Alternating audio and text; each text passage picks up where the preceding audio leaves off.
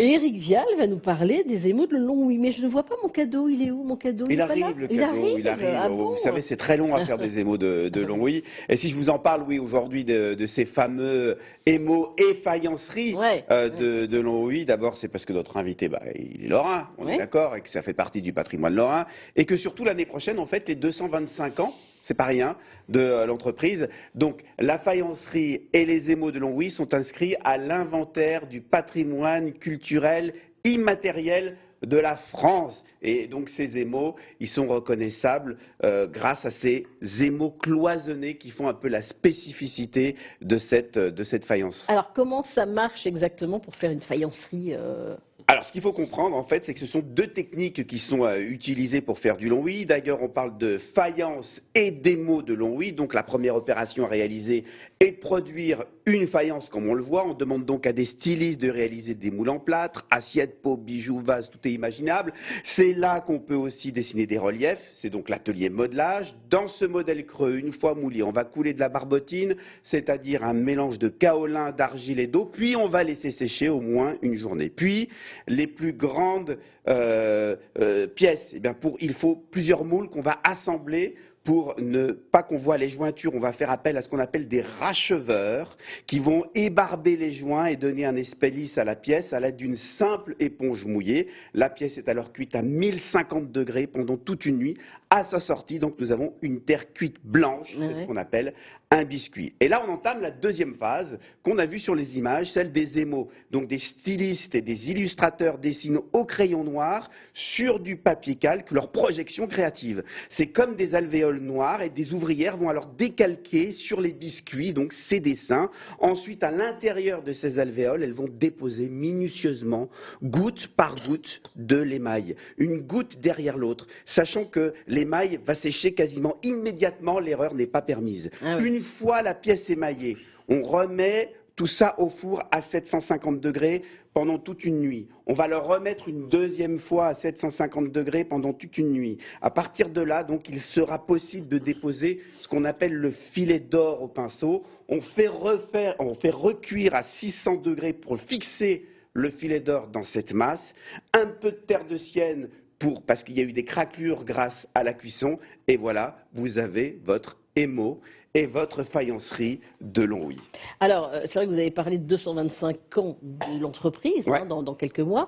Est-ce que, justement, ces créations ont toujours la cote? Alors oui, la mode de la faïencerie répond souvent à des injonctions.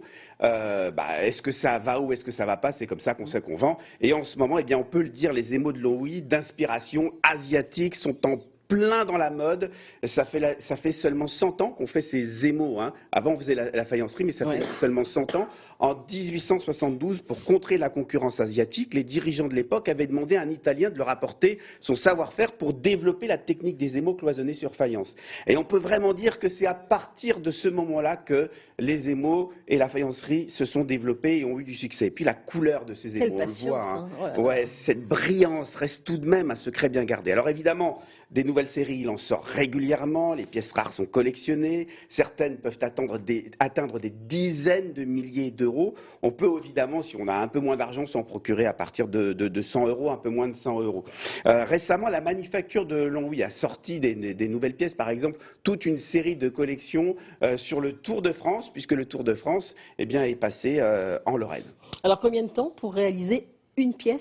Alors, sans parler, ça dépend, bien sûr, évidemment, sans parler de toute la phase de création du biscuit, qui peut prendre déjà plusieurs jours. Une décoratrice peut travailler pour une pièce simple de 30 à 50 heures, parce qu'on ne passe pas les pots d'ouvrière en ouvrière. Quand on commence un pot, c'est chaque ouvrière qui fait son pot. Donc c'est une création qui est unique. Ça fait 30 à 50 heures pour quelque chose de simple. La réalisation d'un chat qui est par exemple particulièrement collectionné, il faut environ 2 semaines. Pour des pièces qui sont un peu plus compliquées, ça peut prendre, donc des grands pots par exemple, ça peut prendre jusqu'à 1 mois de travail. Donc vous valorisez ça en salaire derrière, vous voyez ce que peut coûter une poterie, une faïencerie des émaux de Longwy. Bon, je suppose qu'il y a énormément de contrefaçons. Comment on peut savoir si c'est un vrai? Alors, plusieurs techniques. D'abord, vous retournez évidemment vos émaux. Normalement, c'est signé. Après, il y a également un numéro. Le numéro du format de la poterie, et il y a un deuxième numéro qui indique en fait celui du décor. Alors évidemment, certains faussaires vont imiter ces signatures et ces numéros. Il y a une chose qu'ils ont du mal à faire quand même, c'est reproduire le filet d'or. C'est de l'or. Donc ça, c'est déjà, si on veut faire un faux, voilà, c'est un peu caractéristique. Et puis surtout, quand vous avez une faïencerie et les émaux de Longwy, ce qui est clair, c'est justement, les couleurs sont typiques. Elles sont frappantes. Marc, il y en a dans la famille? Non. Il n'y en a pas dans la famille? Non, mais j'adore en plus. C'est raconté de manière formidable. Ça fait partie, c'est pour ça qu'on est fiers de la Lorraine. Je pense à Dôme, je pense à Baccarat. Bien sûr. Les mots de Longwy, évidemment. Ah oui. C'est magnifique. C'est magnifique. Lunéville, tout à fait. Voilà, c'est magnifique. Et on peut visiter. Ah, bien sûr qu'on peut visiter. Là, il faut vraiment y aller aussi. Moi, je dis toujours, pendant les vacances avec les enfants, il faut vraiment y aller. Ah ouais, découvrir. Qui a fait le succès international? Alors, c'est une belle petite anecdote. Alors, il faut savoir que la faïencerie, elle date de 1798. Ça commence par Charles Régnier, qui a installé sa manufacture dans un ancien couvent carmélite.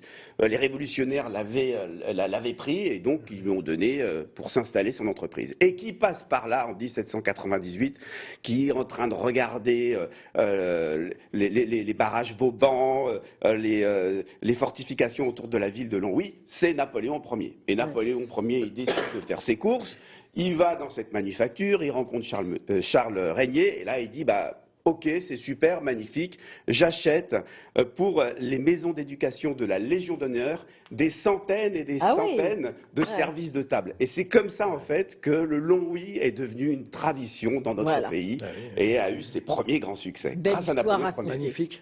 Il raconte bien. Hein. Il raconte bien. Il peut faire de la radio. Il peut faire de la radio. Il fait de la télé, mais il peut faire de la radio, évidemment. Merci, Éric Vial. De rien. Pour cette belle histoire, en tous les cas.